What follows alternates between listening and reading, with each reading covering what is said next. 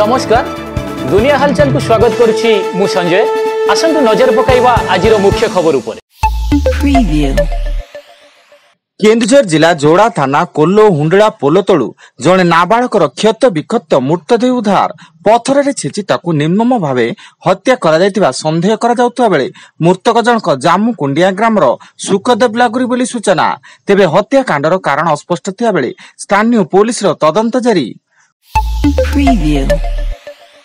कोरापुट घाटी भैरव मंदिर सम्मुख में ट्रक सह बाइक मुहांमुही धक्का। यह दुर्घटना जड़े युवकर मृत्यु घटता बेले मृत युवक जनक सुनाबेड़ा अंचल बोली सूचना एवं से बाइक जोगे सुनाबेड़ा जयपुर अभिमुखे आसुला।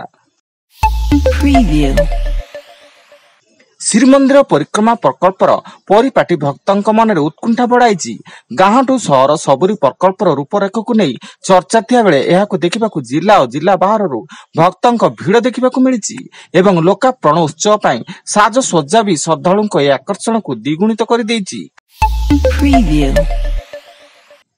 भुवनेश्वर अंचल में बंधुक देखाई सुना चेन लुट करथिबा मामला रे लिंगराज थाना पुलिस 2 लुटेरा को गिरफ्त करछि एवं सेमानंक ठारू गोटी खेलना बंधुक सह चोरी जबत करछि। सेमाने ले एयरपोर्ट थाना कारगिल रोड केला बस्ती रे रहउतबा गंजाम जिला भंजनगर हरिजन साईर पुनिया नायक और नरहरि नायक।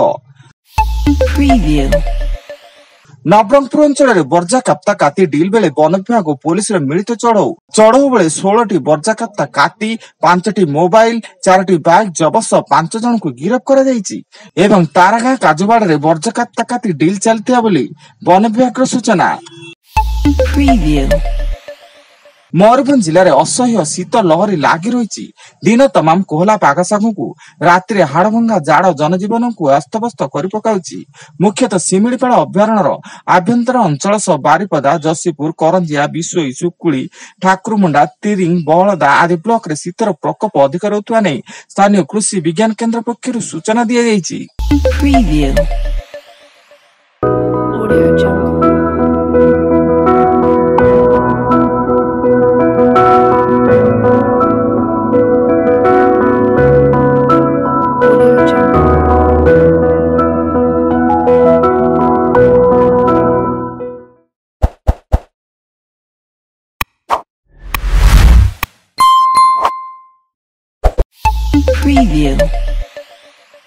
बालेश्वर जिला सिमुलिया थाना 16 नंबर जातीय राजपथ भगुआशुड़ी छक निकट में कार सह कुंडा बोझी ट्रक मुहांमुही धक्का।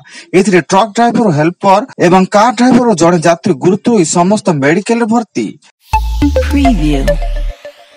ढेंकानाल जिला भुवन अंचल में हाथीपलक उपद्रव्य स्थानीय गड़ नृसिंह प्रसाद बासुदेवपुर अंचल में अमल धान को खाई नष्ट करने सह दल चकटी नष्ट करछन्ती पनीपरिबा फसल एवं घर द्वार भांगिबा सह हाथी उपद्रव्य जारी रही।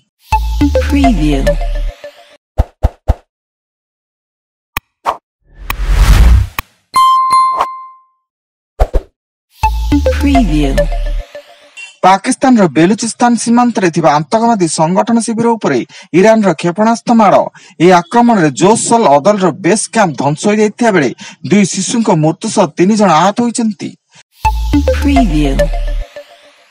आज बेंगलुरु चीना स्वामी स्टेडियम रे भारत और अफगानिस्तान मध्य शेष T20 मैच पूर्व 2टी मैच जीति बेले ए मैच जीति सीरीज हातेबा लक्ष्य रही टीम इंडिया।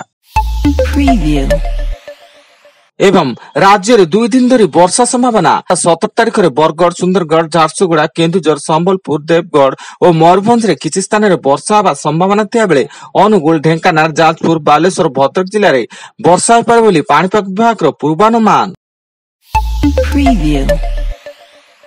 आज अधिक खबर जानिया पाई आम वेबसाइट विजिट करंतु www.duniyahalchal.in। धन्यवाद।